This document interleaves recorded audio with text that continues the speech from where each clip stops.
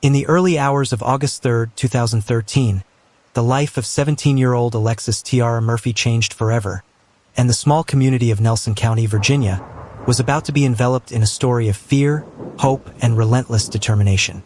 Alexis, a high school senior with boundless dreams and a heart full of warmth, set out on what seemed to be a simple and routine trip that would soon become a national tragedy.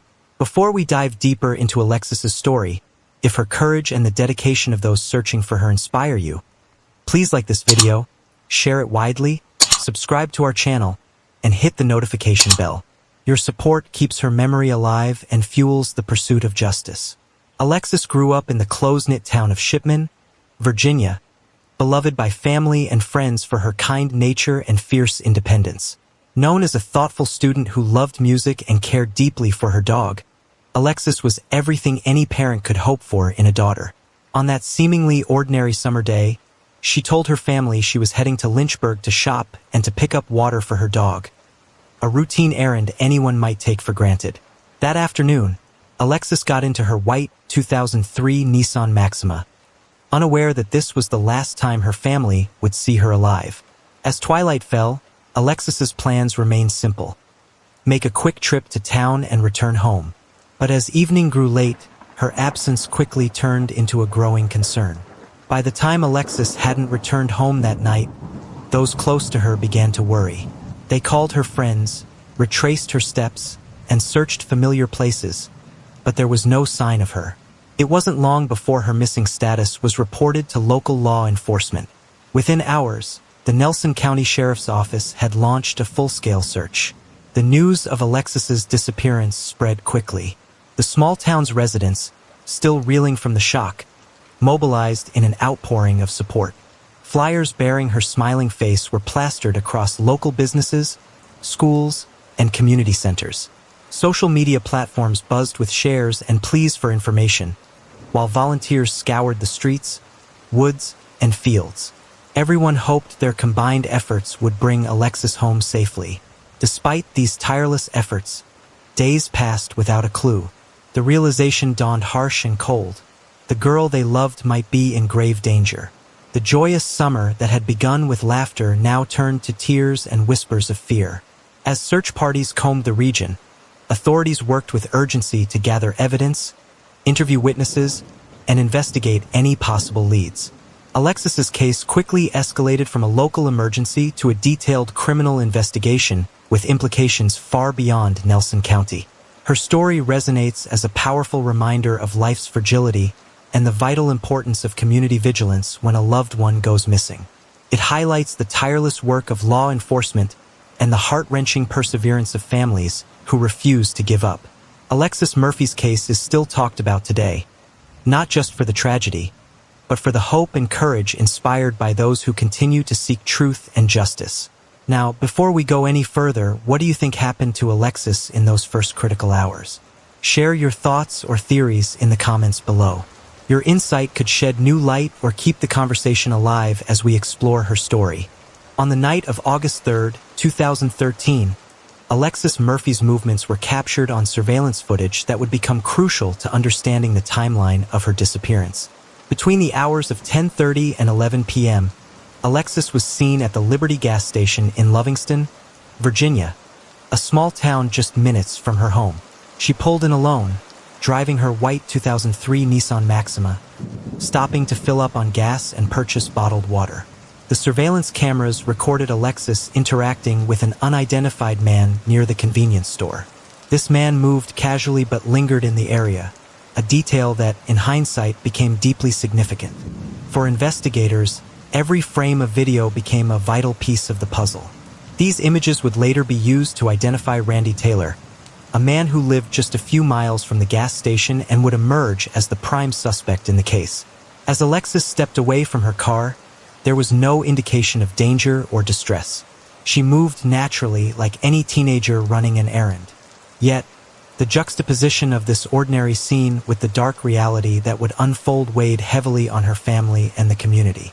After leaving the gas station, Alexis's trail quickly went cold. She was expected to continue her journey to Lynchburg, but no further confirmed sightings were reported. Her cell phone pings placed her near Livingston for several hours after the gas station visit, but not beyond.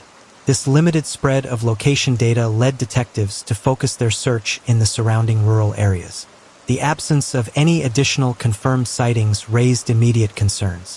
Where had Alexis gone after leaving the gas station? Was she forced into a vehicle? Was she willingly accompanying the man seen nearby? These questions fueled a flurry of investigative activity. Local authorities swiftly responded to the clues captured on the gas station footage. They canvassed the area, interviewed patrons and employees, and gathered witness reports. Many recollections were vague or contradictory, but each led to a growing awareness that the man in the footage was someone who needed to be found. Within days, investigators had identified Randy Taylor, a 48-year-old man with no prior violent criminal history, but with property close to where Alexis's last mobile phone signal was detected.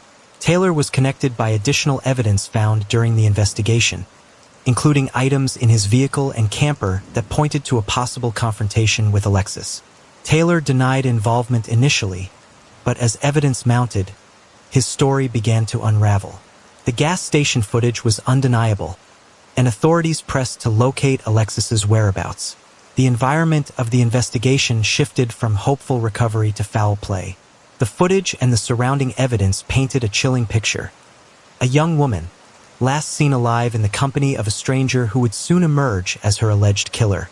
This realization brought grief and urgency, as families across the nation watched the case unfold. The Liberty gas station surveillance would become one of the last direct contacts Alexis had with the world. It marked a turning point from a missing person into a suspected homicide case. The importance of that footage couldn't be overstated. It became a symbol of what was lost and what was left to uncover. Most to you in this part? Do you think the gas station man's presence was a coincidence or something more? Drop your comments below. Your voice matters as we piece this story together. As the sun rose on August 4, 2013, with Alexis Murphy still unaccounted for, the urgency to find her grew exponentially. Her family's concern had turned into panic, and the small community of Nelson County rallied behind the effort to locate the missing teenager. The early hours and days following Alexis's disappearance marked the most critical phase of the search, when every lead could mean the difference between life and death. Immediately after Alexis was reported missing, the Nelson County Sheriff's Office activated local search and rescue teams. Officers, volunteers, and K-9 units combed nearby woods, abandoned properties, and roadsides. Helicopters were flown over the area to cover dense forest and rugged terrain. Time was of essence, but the sprawling rural landscape made this mission daunting. Family and friends worked fervently to distribute flyers with Alexis's photo and vital information. Local businesses, schools, churches, and community centers displayed these posters, transforming the area into a mosaic of hope and sorrow. Social media platforms became vital tools in spreading information quickly, with hashtags, shares, and community groups amplifying the call to bring Alexis home. News outlets caught wind of the story within hours, and the disappearance quickly became a local headline. National media followed soon after, broadcasting Alexis's story across the country. Her face, a symbol of innocence lost, appeared on television programs, online forums, and even true crime podcasts. Community vigils were held where neighbors lit candles and prayed for Alexis's safe return. The emotional impact was palpable, uniting people of all ages in collective worry. These gatherings also served as points to share any information, no matter how small, with law enforcement. Investigators focused on reconstructing Alexis's last known movements. They interviewed dozens of potential witnesses, from gas station attendants to commuters who might have seen her or the man linked to the gas station footage. Even with extensive canvassing, immediate leads were limited. Because Alexis had her phone with her, authorities tracked its signals diligently. Her mobile phone pinged towers sporadically in the region but failed to provide a reliable continuous location. Cell phone data suggested Alexis was near Livingston for hours after last being seen, challenging investigators to pinpoint where she might have gone or been taken. The case soon revealed another difficult truth. Time was slipping away. As days merged, the likelihood of finding Alexis alive diminished. However, Law enforcement vowed to pursue every hint rhythmically, unwilling to close the case without answers. Volunteers expanded the search radius, walking through farms, hiking trails, and densely wooded areas. People from neighboring counties and even states arrived to assist. This massive grassroots effort illustrated the deep impact Alexis's disappearance had on the wider community. While hope was wavering, law enforcement's investigation intensified behind the scenes. The focus shifted to identifying suspects who had interacted with Alexis or were in proximity to her disappearance timeline. Randy Taylor emerged prominently on their radar, thanks to surveillance and investigation of his property. Before we continue exploring the investigation's next phase, what do you think about how the community and law enforcement responded? Have you seen anything like this in your area? Leave your thoughts or experiences in the comments below. Your perspective is important. 3 days after Alexis Murphy's disappearance, the investigation took a significant turn. On August 6, 2013, authorities found Alexis's white 2003 Nissan Maxima abandoned in the parking lot of a Carmike cinema in Albemarle County, nearly 40 miles north of her last known location at the Liberty gas station in Livingston. This discovery was bittersweet.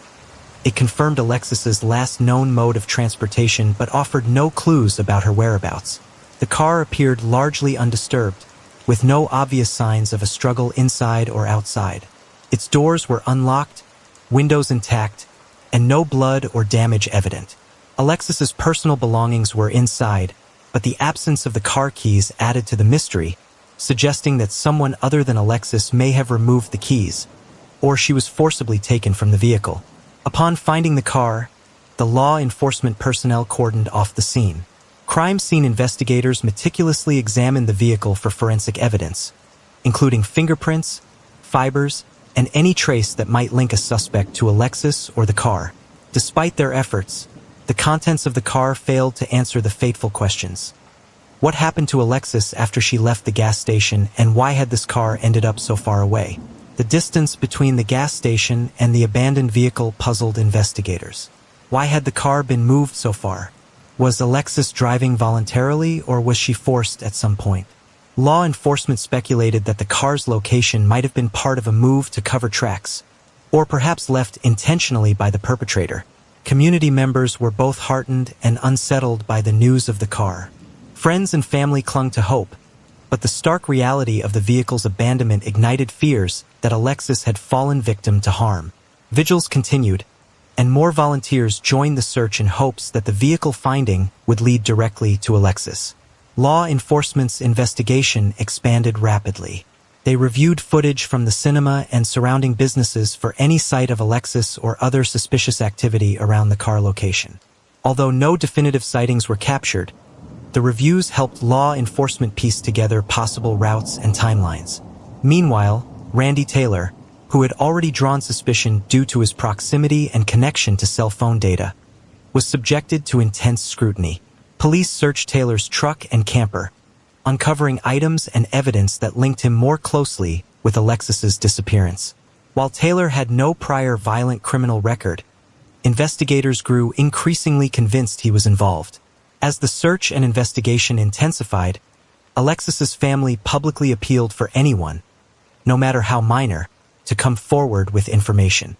Their tireless hope kept the case in the ongoing attention of both the public and authorities. The abandoned car's discovery marked a shift from initial missing person concerns toward a darker possibility of abduction. It set the tone for the difficult road that lay ahead, one that the community and law enforcement would face with unwavering resolve. Now, what do you think happened between the gas station and the car's discovery?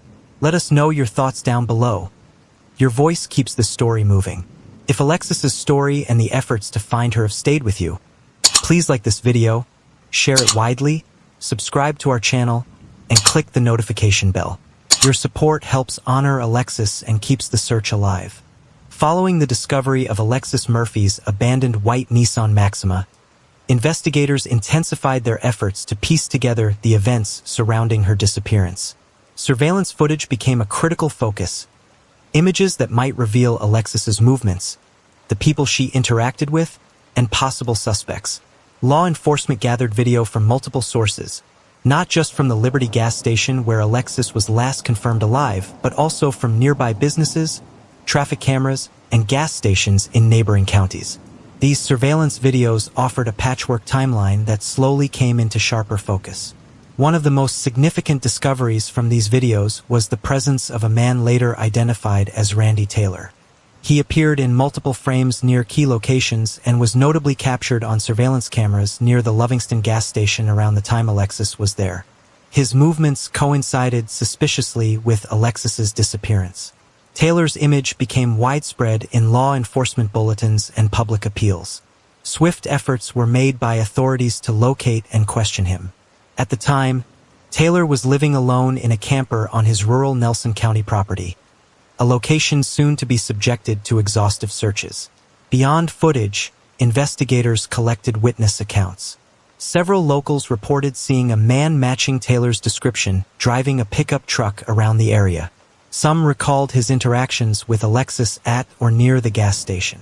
While no direct eyewitness account confirmed seeing Alexis alive with Taylor, these piecemeal observations added to the mounting suspicion. Authorities also reviewed cell phone activity, which placed Alexis's phone near areas Taylor frequented.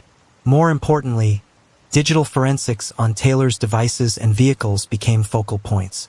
Investigators searched for any evidence that would firmly connect Taylor to Alexis's disappearance. Though Taylor initially denied any involvement, inconsistencies in his statements were noted during interviews. His narrative fluctuated, failing to provide a convincing alibi or explanation for his presence in key areas.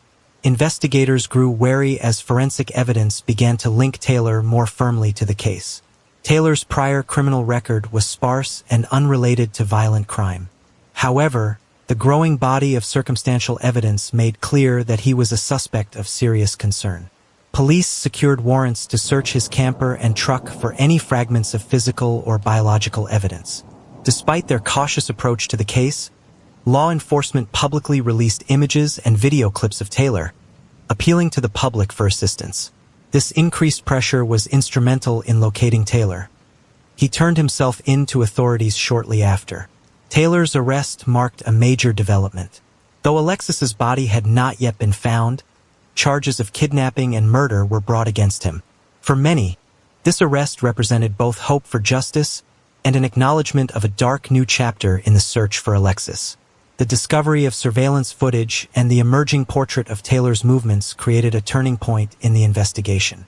The story, once rife with uncertainty and blind searches, now had a focal point, one man who could hold the answers. Please continue to follow Alexis's story by subscribing to this channel. Stay connected with us, and share this video to ensure her story remains in the spotlight.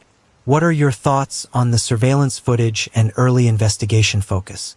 Does this change how you view the case? Comment below. Your input is invaluable in keeping the conversation alive. The arrest of Randy Taylor marked a dramatic shift in the Alexis Murphy investigation. On August 12, 2013, Taylor, a 48-year-old man living near Alexis's last known locations, was taken into custody by law enforcement authorities. This development was the result of a meticulous investigation fueled by surveillance footage, witness testimony, and forensic evidence that increasingly linked Taylor to the disappearance of the teenage girl. Taylor's arrest came after investigators obtained sufficient cause to believe he had abducted Alexis. The charges against him were serious and included kidnapping and first-degree murder, a prelude to the legal battle that would grip the community and nation. Despite the weight of the accusations, Alexis's body had not yet been found, making this a no-body homicide case and elevating both the complexity and urgency of the proceedings. After being taken into custody, Taylor was interrogated by detectives. His initial statements were evasive, and he denied any involvement in Alexis's disappearance. Over time, however, discrepancies in his accounts, as well as evidence amassed from his property and vehicle, painted an incriminating picture. Investigators obtained search warrants and conducted thorough searches on his rural property, including his camper and pickup truck, seeking physical evidence or clues that could confirm Alexis's fate. The searches revealed items that investigators believed connected Taylor to Alexis. Though the exact contents of the evidence were not immediately disclosed, Sources close to the case indicated the presence of biological materials and other forensic traces that linked Taylor to the crime. This evidence was essential in building a case that rested on establishing Taylor's presence and actions related to Alexis's disappearance. Legal experts noted the complexity of prosecuting a murder case without a body, a challenge made easier by the strong circumstantial and forensic evidence compiled by the prosecution. Taylor's defense team initially argued his innocence, questioning the validity of the evidence and pointing to the absence of a body as a critical gap. However, the strength of the case against him left many observers convinced of his guilt. During pretrial proceedings, Taylor was held without bail due to the severity of the charges and the risk of flight. The Nelson County Jail became the setting for a high-profile case, with media and community members closely following every development. Public interest grew as details of the investigation emerged, heightening awareness of the dangers that lurk even in quiet communities. Taylor's arrest also reignited efforts by law enforcement to locate Alexis's remains.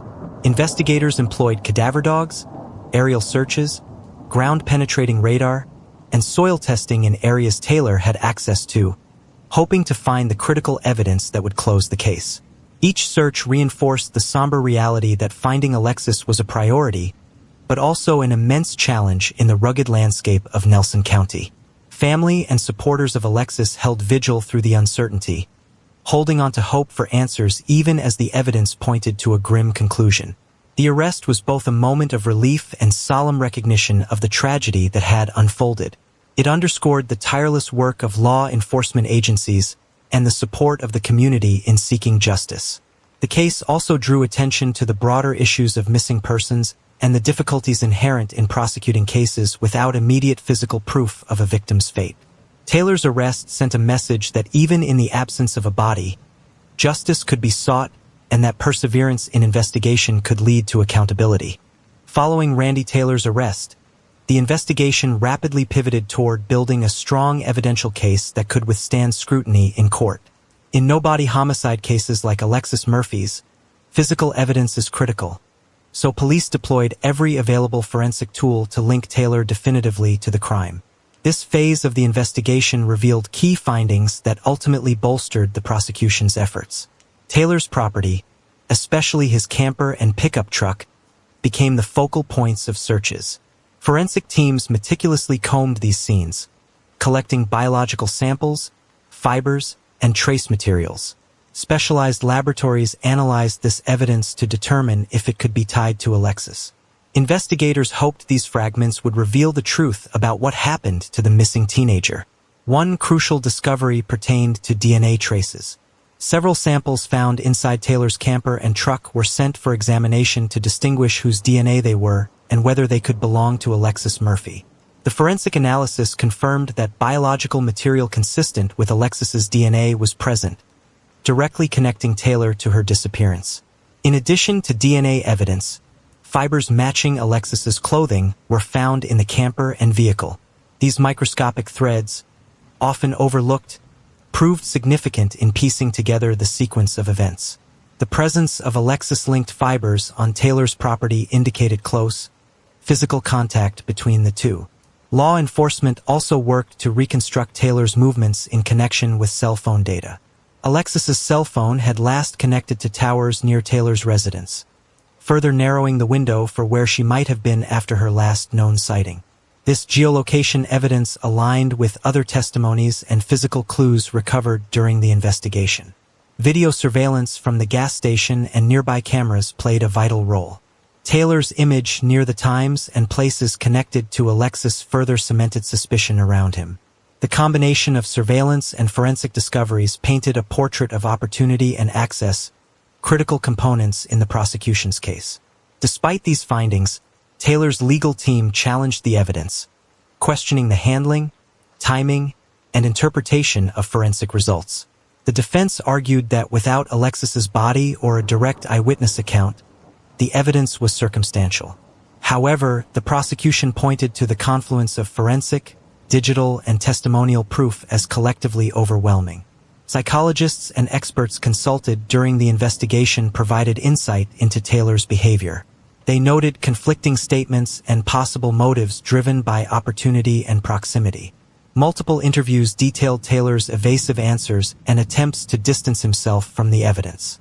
This body of evidence formed the backbone of the upcoming trial. Prosecutors planned to use the scientific findings to narrate the tragic chapter in Alexis Murphy's life.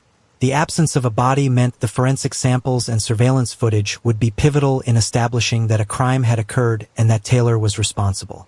Throughout this period, the case stayed in public eye. News outlets reported regular updates, and community members continued to express support for Alexis's family. The forensic breakthroughs rekindled hope that justice could be achieved and that the truth would not remain buried. Taylor's arrest and the subsequent evidence collection demonstrated the advances in forensic science and investigative persistence. It highlighted the complexity of no-body cases, where tiny fragments of evidence can tell powerful stories about loss, crime, and accountability. If Alexis's story and the efforts to bring justice keep you engaged, please stay tuned for the next part. Sharing and spreading awareness strengthens the call for justice. What feelings or thoughts does this evidence phase evoke for you? Share your reflections below. Your engagement helps preserve Alexis's memory. After Randy Taylor's arrest, the public and legal focus intensified on his response to the allegations. Taylor consistently maintained his innocence throughout the initial stages of the case, denying any involvement in Alexis Murphy's disappearance. His defense team presented arguments aimed at casting doubt on the prosecution's evidence, while emphasizing the lack of a body as a key point of uncertainty. Taylor's defense strategy centered on challenging the reliability of the forensic evidence collected from his property and vehicle. They argued that contamination and misinterpretation could have led to false conclusions. The defense also scrutinized the surveillance footage, suggesting that mere proximity to the gas station and limited visibility could not be definitive proof of guilt. Furthermore, Taylor's attorneys highlighted the absence of eyewitnesses directly placing him with Alexis during or after the time of her disappearance. They maintained that this lack of direct observation weakened the prosecution's narrative and called for reasonable doubt in their client's favor. Throughout pretrial hearings, the defense worked to limit the introduction of certain pieces of evidence. They questioned the chain of custody for DNA samples and the validity of some testimonial statements, arguing that these factors could influence the jury improperly if allowed.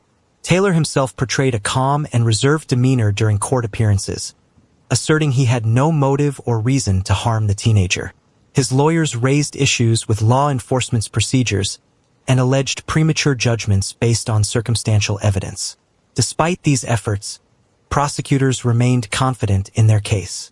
They emphasized the totality of the forensic, digital, and testimonial evidence, arguing that while no single item might suffice alone, together they formed an irrefutable link between Taylor and the crime. During the trial preparation, Taylor's defense team also aimed to humanize their client, portraying him as a hardworking individual misunderstood by investigators. This tactic sought to elicit sympathy or at least foster skepticism among jurors about the prosecution's portrayal. However, the gravity of the charges overshadowed these attempts. The community's reaction remained largely focused on mourning Alexis and demanding justice. Victim advocacy groups echoed support for strong legal action despite the challenges inherent in no-body homicide cases. Taylor's denial fueled a legal drama filled with intense courtroom battles and heightened media coverage. Both sides aimed to sway not only the jury but also public opinion, as the high-profile nature of the case brought scrutiny and emotion into every detail discussed.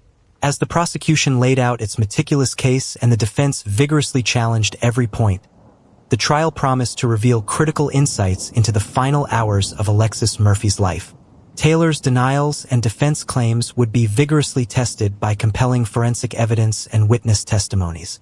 The case stood as a stark reminder of the complexities involved in criminal justice, especially when dealing with disappearance cases that lack direct physical proof of death. The battle over evidence, narrative, and truth underscored the inevitable tension between legal standards and the human desire for closure. What do you think about Taylor's defense approach? Does his denial affect your view of the case? Join the conversation in the comments. Your voice matters. If Alexis's story and the unwavering pursuit of justice resonate with you, please like this video, share it, subscribe to the channel, and click the notification bell. Your support keeps Alexis's memory alive and drives the search for truth forward. Surveillance footage played a defining role throughout the Alexis Murphy investigation, transforming what could have been a trail cold and directionless into a focused, powerful tool for investigators. While the crime took place in a primarily rural location with limited witnesses, the scattered cameras around Livingston and neighboring towns captured fleeting moments that illuminated the timeline and key actors involved. The gas station footage, which showed Alexis Murphy filling her car and interacting with an unidentified man, later identified as Randy Taylor, became one of the pivotal pieces of evidence presented by prosecutors. This video confirmed beyond doubt Alexis's location right before her disappearance and Taylor's presence nearby, setting the groundwork for the charges levied against him. In addition to the gas station, law enforcement retrieved hours of footage from local convenience stores, gas stations, and nearby traffic cams. These videos collectively established Taylor's movements throughout the critical hours surrounding Alexis's disappearance. While none recorded Alexis beyond the gas station, they traced Taylor driving his pickup truck around various areas, including toward and away from the locations tied to her last known cell phone signals.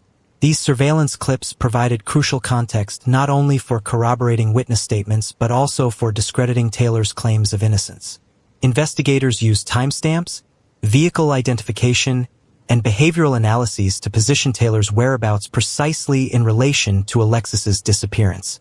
Courts relied heavily on these videos to recreate the timeline, demonstrating geographic and temporal proximity of Taylor to Alexis in a manner no testimony alone could achieve. The videos painted a sober picture of the moments preceding the tragedy, crucial in bridging the gap left by the absence of direct eyewitnesses. For the community and Alexis's family, the surveillance videos brought a bittersweet truth. They provided some clarity and action points, but the cold efficiency of recordings also underscored the harsh reality. Alexis's fate was no longer just unknown but part of a calculated crime. Technical experts assisted in enhancing video quality to ensure clear identification of vehicles and persons.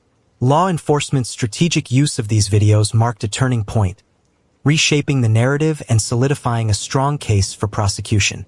The footage also exposed gaps in local security coverage, prompting discussions about the value and ethics of surveillance technology in rural and urban communities. While these cameras were vital in this case, they also raised questions about privacy and policing methods. Despite the power of surveillance evidence, it was only one facet of a multi-layered investigation that relied on forensic evidence, eyewitness accounts, and digital data. Together, these helped detectives assemble a comprehensive, harrowing story of Alexis Murphy's final hours.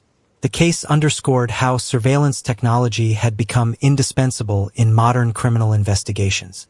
It highlighted law enforcement's ability to leverage scattered data points to piece together complex puzzles, even when direct contact witnesses were unavailable.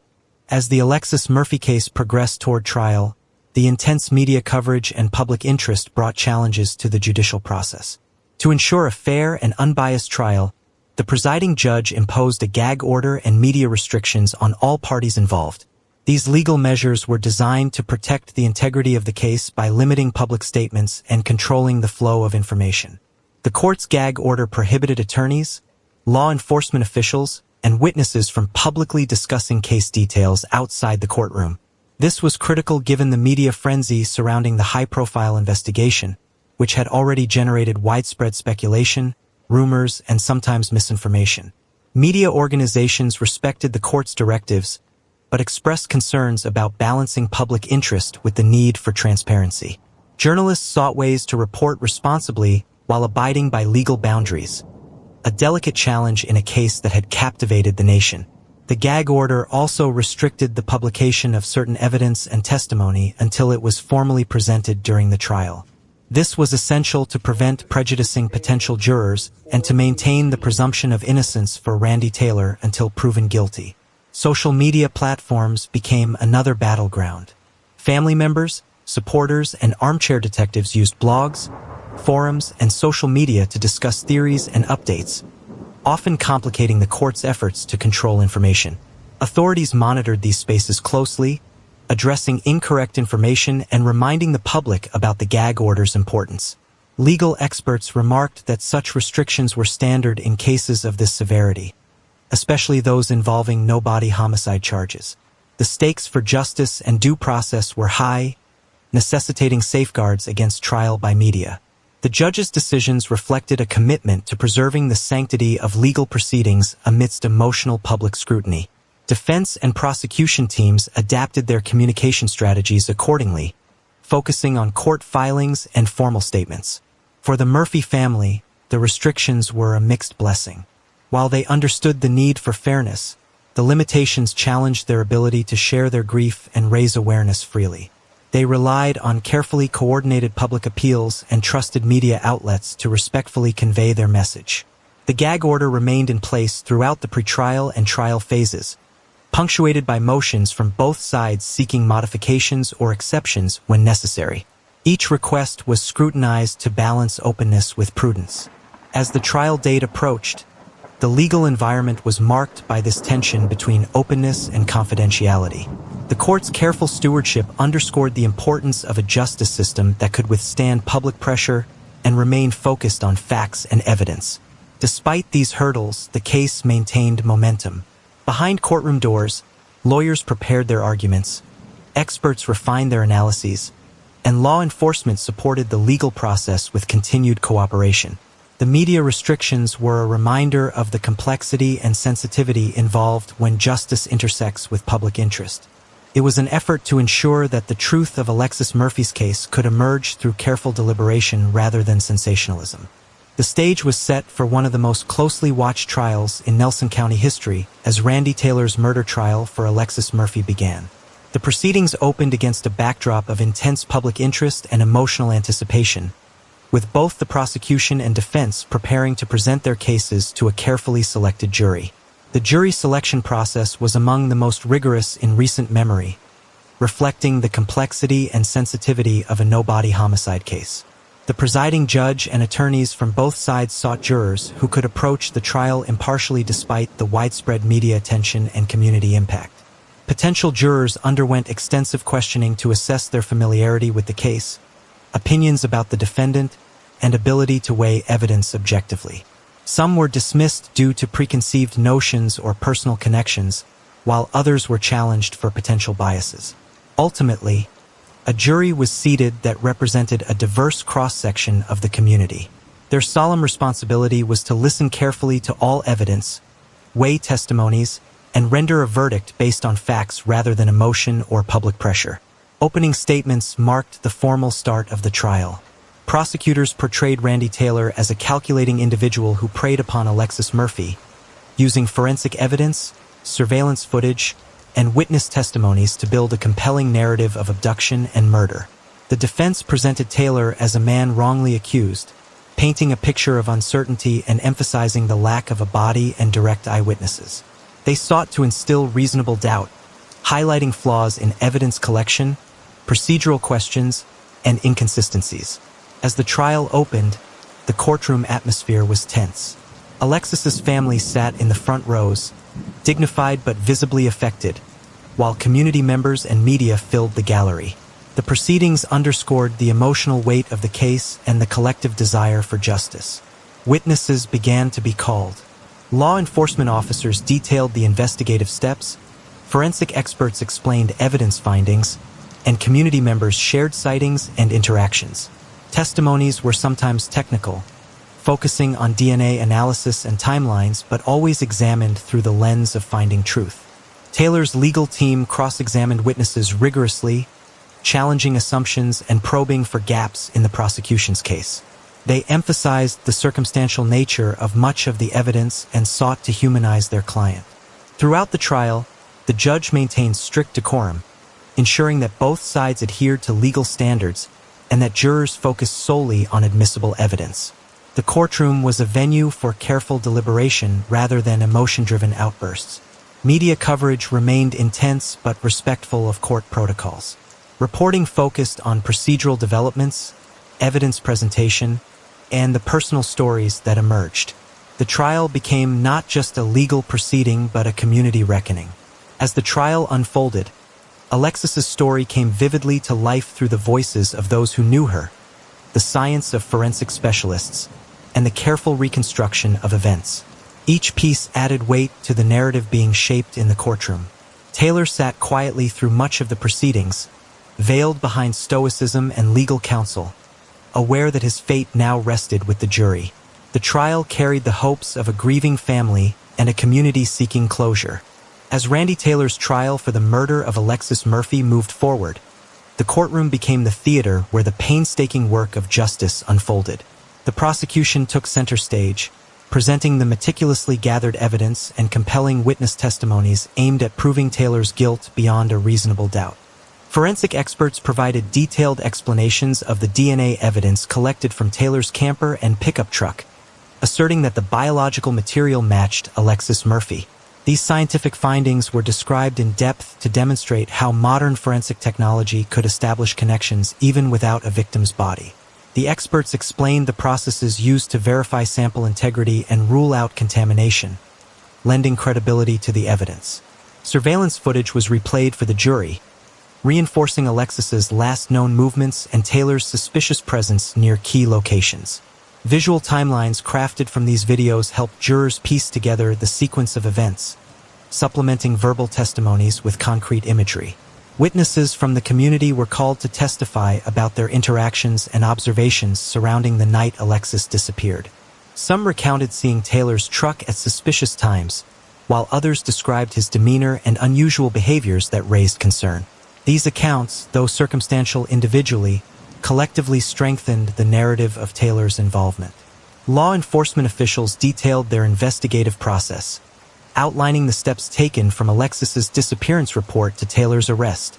These recollections highlighted the coordination between local police, the FBI, and forensic labs, showcasing the exhaustive effort behind the case. Psychological experts occasionally testified, providing insights into Taylor's behavior and thought patterns, aiming to explain motives or contradictions in his statements. Their input helped the jury understand the possible mindset of the defendant. Taylor's defense team responded with vigorous cross-examinations, challenging witness credibility and questioning the interpretation of scientific data. They sought to emphasize the absence of direct evidence linking Taylor to the actual location of Alexis's remains and highlighted discrepancies in some witness statements to introduce doubt. During the days of testimony, emotional moments emerged as Alexis's family members shared heartfelt statements, describing the impact of her loss. Their presence underscored the human cost behind the legal battle and reminded all involved of the stakes. Prosecutors carefully balanced technical jargon with accessible explanations, determined to ensure the jury comprehended the evidence without confusion. Visual aids, timelines, and expert summaries were employed strategically to reinforce key points. The trial proceedings were tightly controlled by the judge, who moderated the pace, ruled on objections, and ensured that the courtroom maintained respect and focus. Media coverage continued to report objectively, respecting the gag order while providing factual updates. This phase of the trial was crucial, as it laid the foundation for the arguments that would follow. The strength of the prosecution's case rested on the synthesis of physical evidence, digital data, and credible witness narratives. The complexities inherent in trying a case without a body made the presentation of this evidence even more significant. The jury had to weigh not just what was missing, but the compelling coalition of facts that linked Taylor to a crime both horrific and hidden. What do you think about the evidence and testimonies presented? Share your thoughts below. Engagement keeps Alexis's story alive. If Alexis's story touches you and you stand with those seeking justice, please like this video, share it widely, subscribe to our channel, and hit the notification bell. Your support honors Alexis's memory and fuels the ongoing quest for truth. Throughout Randy Taylor's trial, the emotional toll on Alexis Murphy's family was deeply evident. Their heartbreak, resilience, and determination to seek justice became central to the unfolding story, reminding all involved that beyond the legal proceedings lay a family grappling with unimaginable loss. Alexis's parents and siblings attended every court session, stoic but visibly affected by the testimony and evidence presented. The courtroom atmosphere was thick with emotion during moments when family members were called to share victim impact statements or narratives about Alexis's life. Her mother described Alexis as a loving and vibrant teenager whose dreams were cruelly cut short. She recounted everyday moments, the laughter, the plans for college, the simple joys of life that made Alexis a cherished daughter. These personal stories humanized Alexis beyond the headlines, ensuring jurors and observers saw her not just as a victim, but as a young woman with hopes and a future stolen away. Family members also spoke of the months and years of uncertainty and pain experienced since Alexis's disappearance. They expressed their struggle to carry on without answers, highlighting how the trial represented both a pursuit of justice and a step towards healing. Counselors and legal advocates worked closely with the family throughout the trial, helping them manage stress and navigate the complex legal system. Their support underscored the critical need to address emotional well-being in cases involving traumatic loss. The defense occasionally sought to challenge the emotional testimony, arguing it might influence the jury beyond the facts. However, the judge allowed victim impact statements as integral to understanding the full consequences of the crime. For the community, Alexis's family's presence was a poignant reminder of the human stakes beyond courtroom debates. Vigils, memorials, and community support events often included messages of solidarity and encouragement aimed at comforting the Murphys during their trial ordeal. The trial also sparked wider discussions about the support systems available to families of missing and murdered persons. Advocates emphasized the importance of counseling, legal guidance, and community resources to help families endure prolonged investigations and courtroom battles. Alexis's story and her family's courage resonated deeply, inspiring many to become more involved in victim support and missing persons advocacy. Their advocacy efforts highlighted ongoing issues surrounding law enforcement resources and public awareness. Throughout the trial, Alexis's family maintained a public message of hope and resilience even amid profound grief. Their willingness to share their experience contributed to broader social conversations about disappearance, loss, and the search for justice. The emotional weight of their testimony added a powerful and necessary dimension to the case. It underscored the profound loss behind the facts and reminded jurors that their verdict carried immense consequences for a grieving family.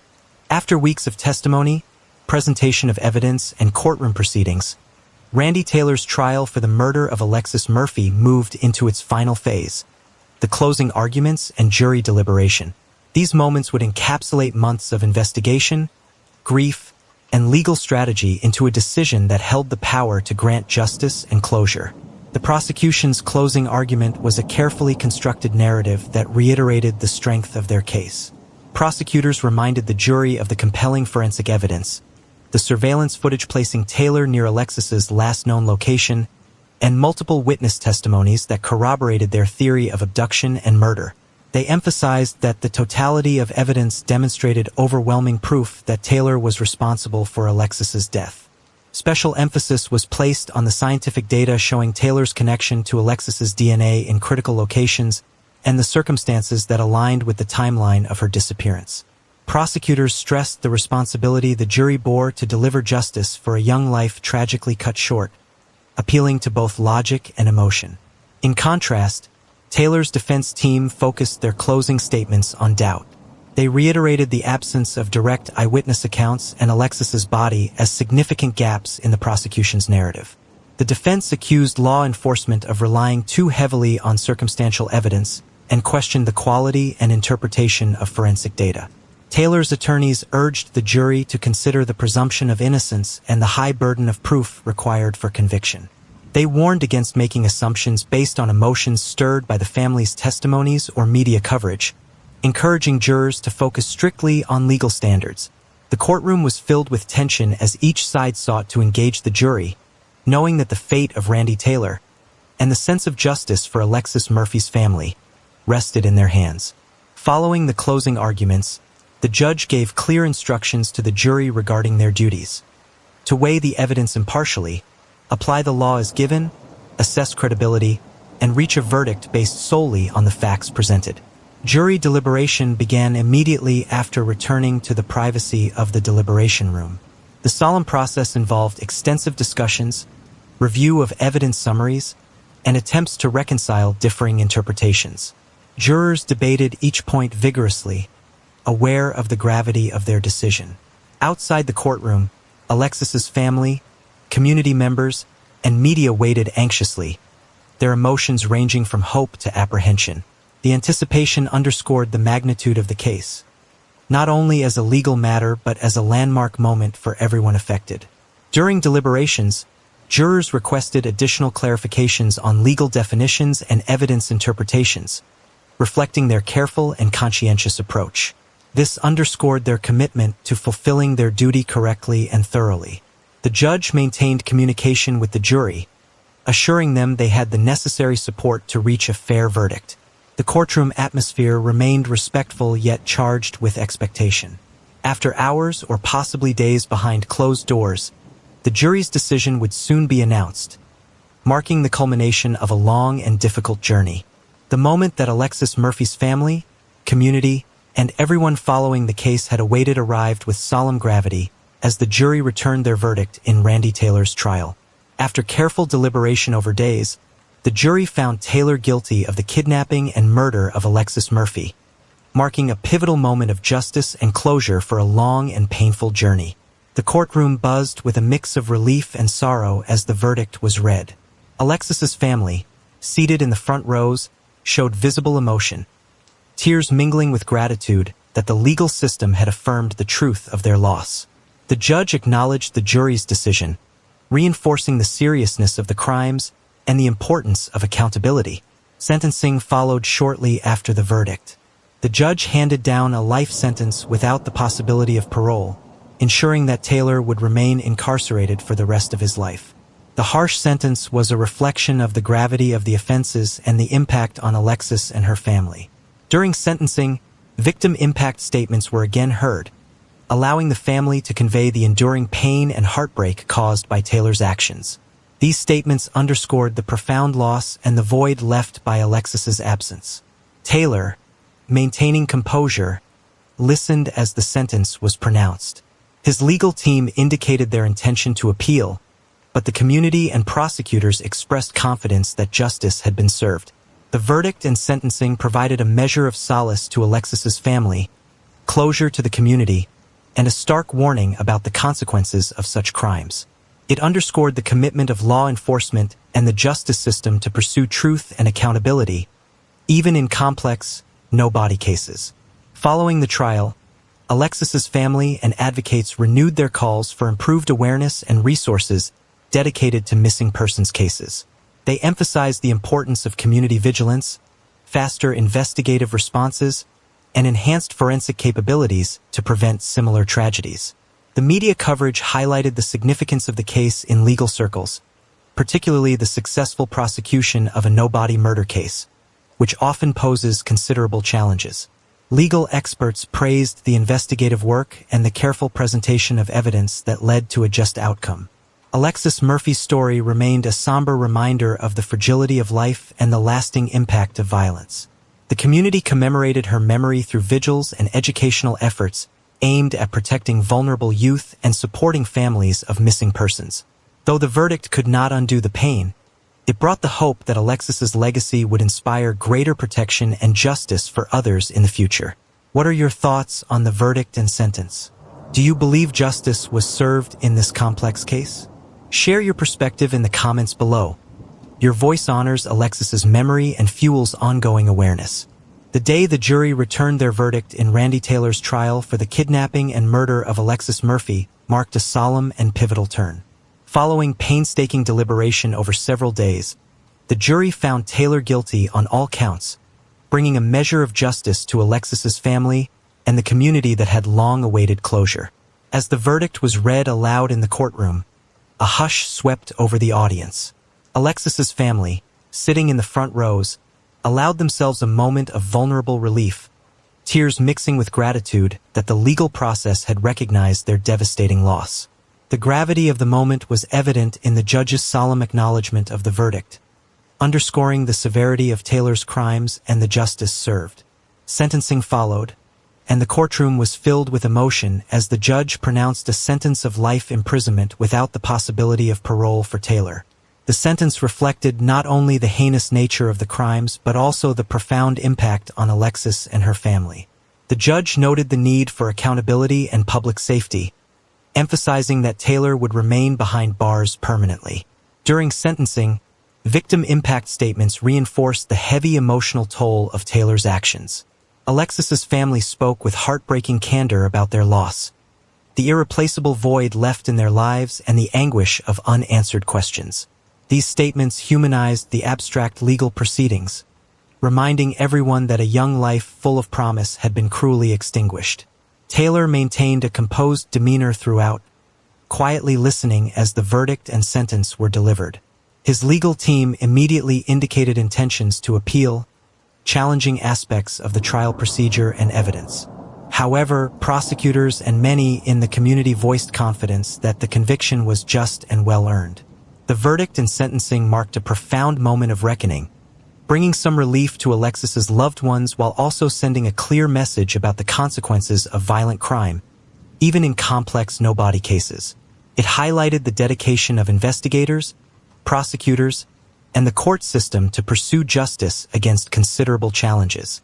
In the aftermath, Alexis's family and supporters amplified calls for greater resources for missing persons investigations and victim support. They pointed to the necessity of community awareness and rapid response to disappearances, hoping future tragedies could be prevented. Media coverage following the trial emphasized the legal significance of prosecuting a no-body homicide successfully. Experts praised the careful gathering and presentation of forensic and circumstantial evidence that led to the verdict, setting a precedent for other challenging cases. Alexis Murphy's legacy has evolved beyond tragedy. Her story sparked conversations about safety, justice, and the resilience of grieving families. Community vigils and educational programs have been established in her memory, bringing together people to remember her and advocate for prevention. Though the verdict could not undo the heartbreak, it provided a sense of justice and hope that Alexis's life would inspire protection and awareness in others. It served as a reminder of the importance of vigilance, compassion, and the relentless pursuit of truth. Though the verdict could not undo the pain, it brought the hope that Alexis's legacy would inspire greater protection and justice for others in the future. What are your thoughts on the verdict and sentence? Do you believe justice was served in this complex case? Share your perspective in the comments below. Your voice honors Alexis's memory and fuels ongoing awareness. The conclusion of Randy Taylor's trial brought profound relief but also a new phase of healing and reflection for Alexis Murphy's family and the Nelson County community. The verdict and sentencing marked an important step toward justice, but the broader impact of this tragedy continued to resonate deeply. In the months following the trial, community members came together in unprecedented ways.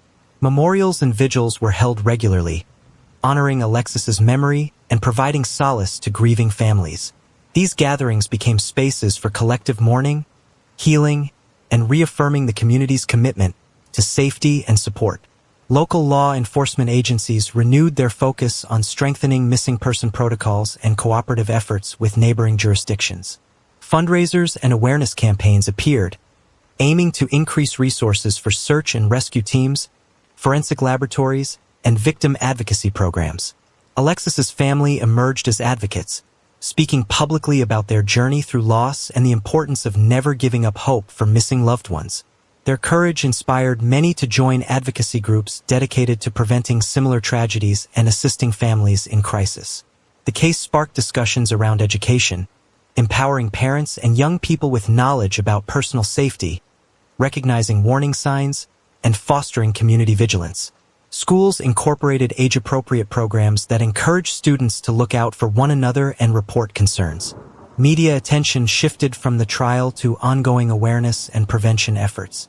Documentaries, podcasts, and news features highlighted Alexis's story, ensuring it remained etched in public consciousness.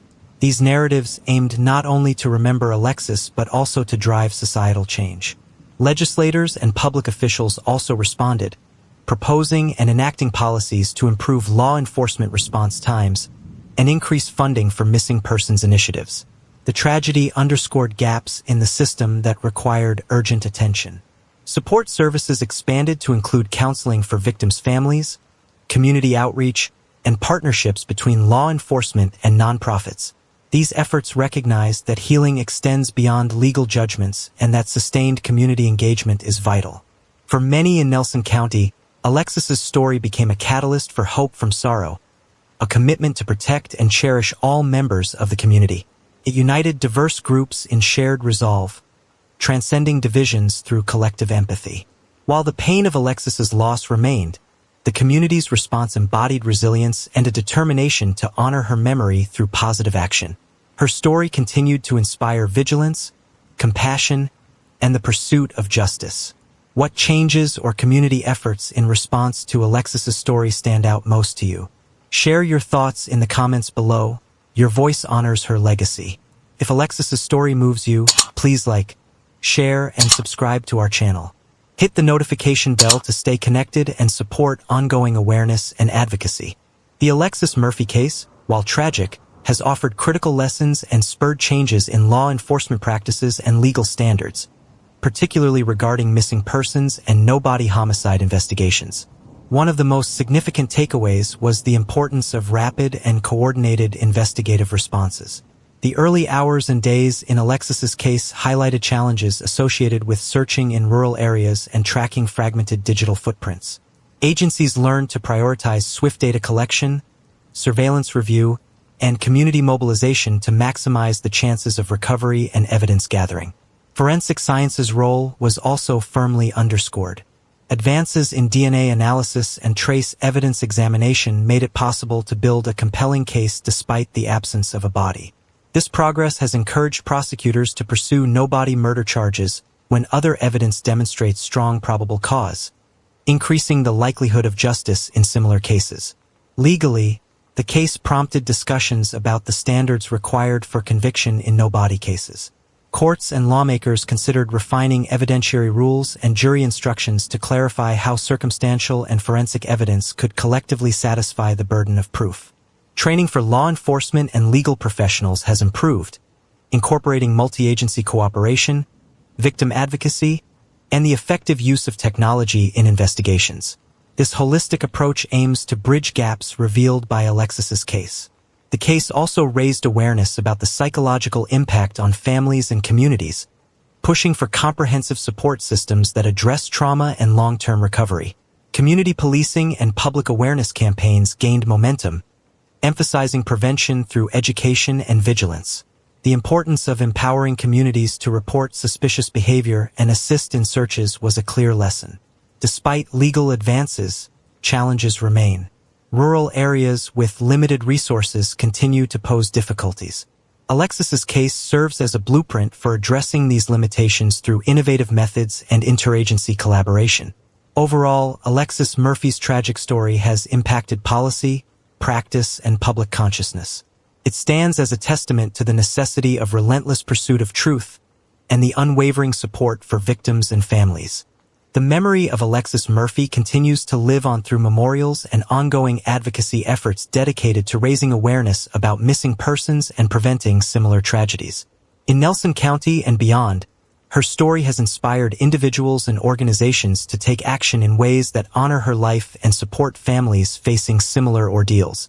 One of the most visible tributes to Alexis is the establishment of annual memorial events. These include candlelight vigils, community gatherings, and remembrance walks that bring together people to reflect on her life and the enduring impact of her loss. These events serve as both a solemn remembrance and a platform to educate the public about missing person issues. Several local schools and community groups have incorporated Alexis's story into their programs, fostering discussions around safety, trust, and the importance of vigilance. This educational outreach aims to empower young people with knowledge and encourage proactive community support systems. Advocacy organizations formed in the wake of Alexis's disappearance work tirelessly to provide resources and support to families of missing persons. These groups offer counseling, legal assistance, and connections to law enforcement, filling crucial gaps that families often face during prolonged investigations. Fundraising initiatives have also played a key role. Through community support and online campaigns, funds are raised to improve search and rescue capabilities, advance forensic science research, and support public awareness. The case has not only influenced local communities, but has resonated on a broader scale, inspiring legislative efforts aimed at improving missing person protocols nationwide. Advocates push for faster response times, better interagency communication, and increased funding for victim services. Media portrayals, including documentaries and podcasts, keep Alexis's story in the public eye while highlighting systemic challenges and the human stories behind statistical data. These narratives emphasize empathy and call for sustained attention to missing person cases. Alexis's family remains active advocates, dedicating themselves to helping others navigate the difficult journey they endured. They engage with policymakers, support initiatives aimed at child safety, and participate in public forums to spread awareness. The commitment to memory and advocacy demonstrates the transformative power that personal stories have in driving social change. Alexis Murphy's legacy is defined not only by her tragic loss but by the proactive efforts prompted by her case. In communities touched by her story, there is a shared determination to protect vulnerable individuals and to support families through the darkest times. This solidarity is perhaps one of the most enduring memorials of all. The Alexis Murphy case has underscored how advancements in technology and investigative techniques are transforming the way law enforcement handles complex missing persons and homicide investigations. Over the years, these tools have grown increasingly sophisticated, playing a pivotal role in uncovering truth and delivering justice. One key area of progress has been in forensic DNA analysis. Techniques such as touch DNA testing allow scientists to extract genetic material from the smallest traces left behind by suspects. In Alexis's case, these advancements enabled investigators to link Randy Taylor to key locations despite the absence of a body, showcasing the power of science in solving cases once thought unsolvable. Digital forensics also played a crucial role. The analysis of cell phone data, GPS tracking, and surveillance footage helped reconstruct timelines, track suspect movements, and identify inconsistencies in statements. The ability to mine massive digital datasets rapidly has revolutionized investigative workflows. Additionally, new search technologies such as drones equipped with thermal imaging and LiDAR have enhanced search and rescue operations, especially in challenging terrains like rural Nelson County. These tools improve the efficiency and coverage of searches, increasing the chances of locating missing persons or evidence. Law enforcement agencies have also adopted integrated databases and communication systems, facilitating real-time information sharing across jurisdictions. This interoperability addresses past challenges where fragmented communication hindered coordinated responses. Training for officers and investigators now increasingly incorporates these technologies and emphasizes collaboration between forensic experts, digital analysts, and field personnel. This multidisciplinary approach ensures that no detail is overlooked and evidence is preserved meticulously. While technology provides powerful capabilities, Alexis's case also highlights the continued importance of traditional detective work. Community engagement, witness interviews, and careful analysis remain foundational. Technology supplements but does not replace these human elements. Legal frameworks and privacy protections evolve alongside these advances, balancing investigative benefits with civil liberties. Ongoing dialogue ensures responsible use while maximizing investigative effectiveness. The Alexis Murphy investigation exemplifies the potential of combining cutting-edge technology with determined law enforcement efforts. It sets a benchmark for future cases and inspires continued innovation. What technological advances or investigative techniques do you think have the greatest impact on solving cases like Alexis's? How can communities and law enforcement leverage these tools better? Share your insights below. Your contributions help us learn and grow together. The Alexis Murphy case revealed not only the devastating impact of loss, but also the profound role that community support plays in healing and recovery for families affected by tragedy.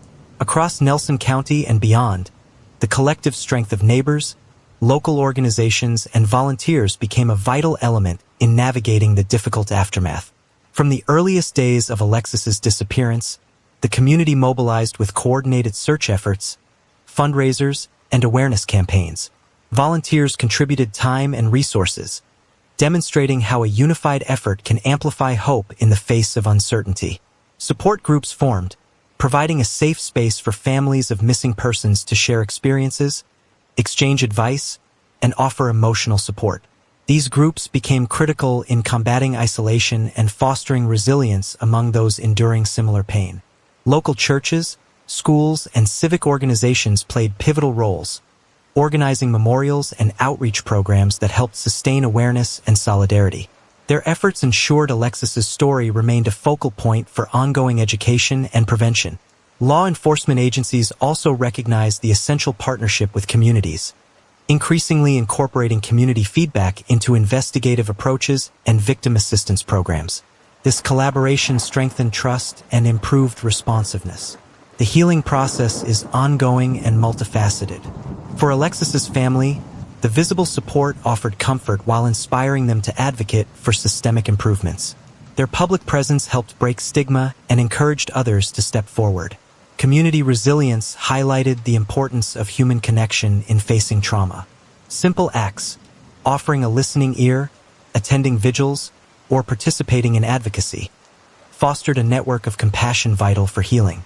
As Alexis's story spread, communities elsewhere looked to Nelson County's example of collective response, adapting similar models for engagement and support. This ripple effect expanded the impact of grassroots efforts far beyond local boundaries. While no words can fully alleviate such loss, the power of communal care provides a foundation for hope and renewal. Alexis's legacy is thus as much about the bonds forged in adversity as it is about her life and memory. How has community support influenced your views on healing after tragedy? Do you believe stronger local networks could help families facing loss? Share your thoughts below.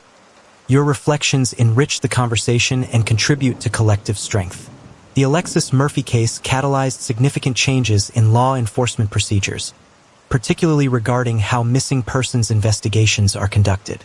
The challenges and lessons learned from this case have been instrumental in shaping policies aimed at improving response times, investigative quality, and interagency cooperation. One notable change has been the emphasis on immediate and comprehensive action upon receiving missing persons reports. The early response to Alexis's disappearance exposed gaps in coordination and resource allocation, prompting departments to revise protocols to avoid delay and ensure thorough initial investigations. Interagency collaboration has become a standard practice, with local, state, and federal agencies working more closely together. Enhanced communication systems and shared databases facilitate real-time information exchange, reducing fragmentation that previously hindered progress in complex cases. Technological integration has also been prioritized. Law enforcement agencies have invested in tools that allow for quicker analysis of digital evidence, including cell phone data, GPS, and surveillance footage. These capabilities enable investigators to construct accurate timelines and leads more efficiently. Training programs now include specialized modules on no-body homicide cases, teaching officers and detectives about the nuances and evidentiary needs unique to these investigations.